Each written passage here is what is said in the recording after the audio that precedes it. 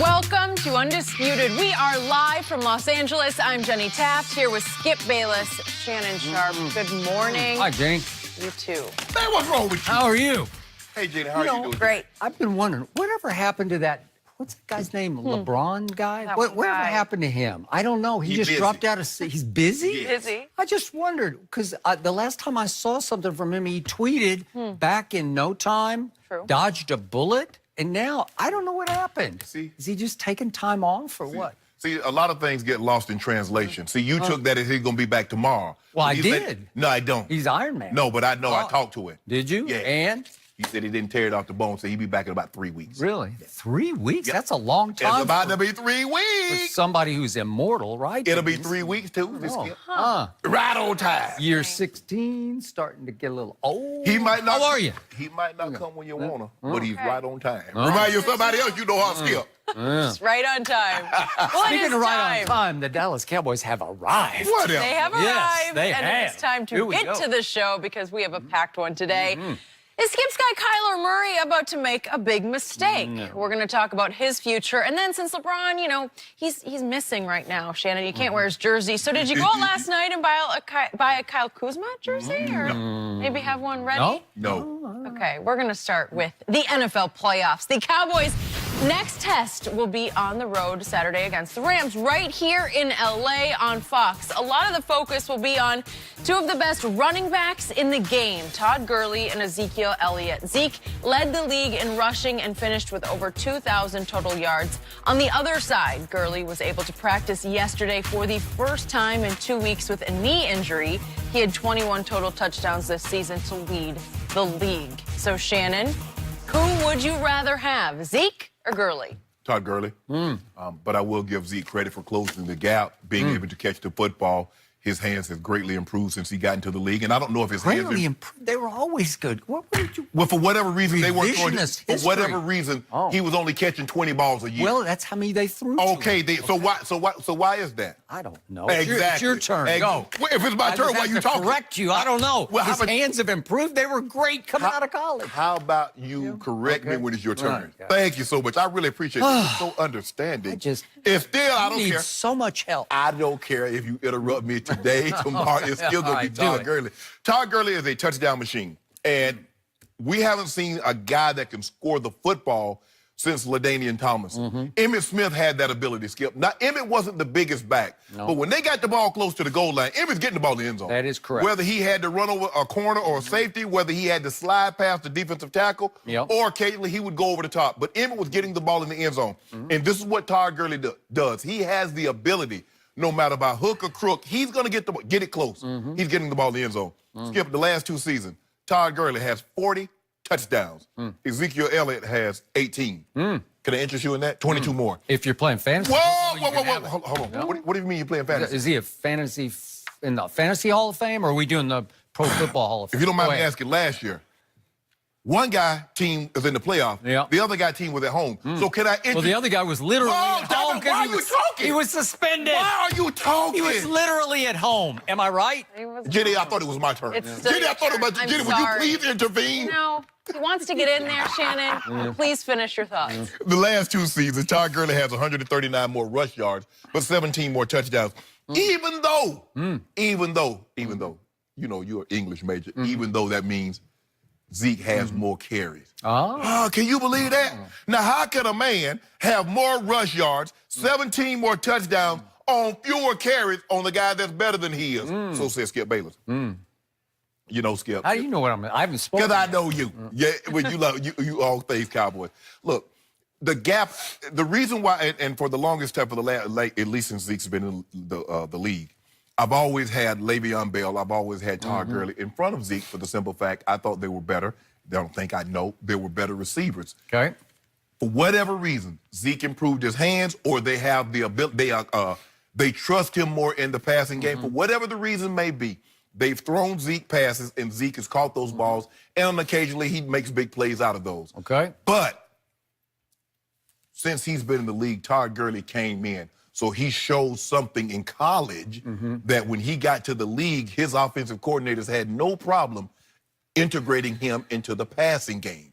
For whatever reason, Dallas didn't feel that comfortable with Zeke and ingratiating him in the passing game. Maybe they just hadn't seen the light yet, but go ahead. Whoa. You take a guy with the 4th pick in the draft, you better know the light. I don't know. You better know the light. So why they take him? But then, Skip, why are you talking?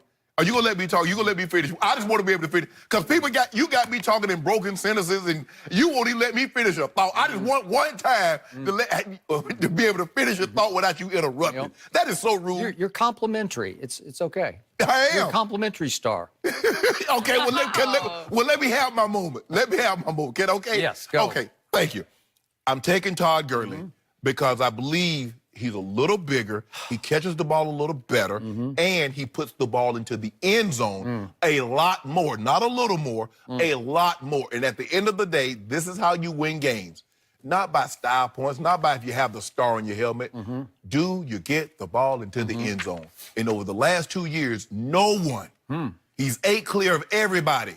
Alvin Kamara has 32 total touchdowns. Yep. He's 8 clear of every one of the last 2 years with getting the ball into the end zone from scrimmage. And so with that, I'm taking Todd Gurley over Ezekiel Elliott. Okay. So I will give you this. This is a close call. This is a battle. This is an all-time great barbershop debate. And I will say this up front. If we want to do off the field, because we've had Todd Gurley here on the show, he is exemplary. He is a model young man off the field. I really like him. I like being around him. I like being in his force field. And Zeke has had some issues off the field, maybe a whole lot of issues off the field. So I'm going to give you that. And I don't want any of this to reflect negatively on Todd off the field or as a guy. I didn't even bring that up. I kept it strictly Thank to the you. field. Thank you for that. In the end, I'm still going to give Ezekiel Elliott the edge. And the biggest stat of all that I got to throw at you is just over the 3 years that they've both been in the league. If I just do yards per game, head-to-head, yards per game over the last 3 years, Ezekiel is averaging 101 yards per game. Todd is 77. 101 rush yards, right? Just rush yards. I'm just doing rush yards, but that's what we're talking about, running back. And to me, so they're not allowed to catch the ball? Okay, I'm going to get to that in just a second. To me, the most overrated stat in the history of sports, and it's a fantasy football stat, is running back touchdowns, because so many of them come after a long pass play and they drag down the receiver at the 1.5 yard line and Todd Gurley rams it in for a touchdown. Emmitt Smith was the master of that. He was the king of the 1 and 2 yard touchdown runs. I never really saw him run over anybody, but he was just so hard to get a hand on, so slippery. Their offensive line was so dominating that Troy would just turn around and hand it Emmitt left or Emmitt right, and he would just score from 2 yards. And he would take the football over, and they'd put it in the bag so he could keep it. He got every touchdown he scored in the NFL. He did. He kept every football.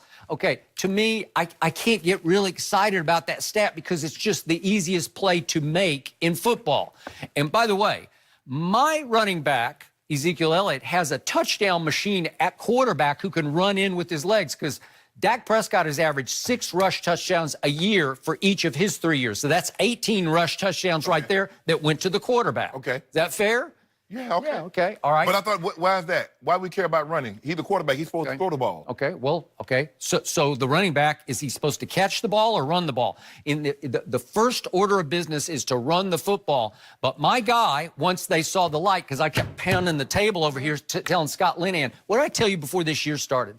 You laughed at me when I said, Zeke doesn't have good hands. I used this phrase. This is in our but before the year started. I said he has great hands. He caught 77 balls this year to 59 for Todd Gurley. So all of a sudden he emerged as a pass catcher because they finally decided, gee, our offensive line's a little dinged. We lost our Pro Bowl center, and our left tackle's he's hurt every other game, Tyron Smith, and then Zach Martin's got a knee, and they're just not as dominant in the offensive line. So what'd they start doing? They just flipped the ball over the middle, 5 yards to him, and let him turn and see if he can make 5 more. Dinking and dacking, Although yards per attempt, Dak Prescott is much higher than a lot of guys that you like. No, we're talking about that. Okay, no, well, dinking and dacking. It's not dinking and dacking. He throws it down the full field a lot more than you give him credit for. But now I'm going to put this in perspective for you. I'm going to tell you what my eye test is telling me, why I still take Zeke slightly over Todd Gurley, but for different reasons than I used to think. Zeke is not the same back that he was as a rookie. He doesn't have the same burst. He's not the home run threat that he was as a rookie. There's no Saquon in him anymore. He can't make you miss in the open field the way he did as a rookie. He doesn't have that 4-4 breakaway home run speed. What he is he is a sledgehammer.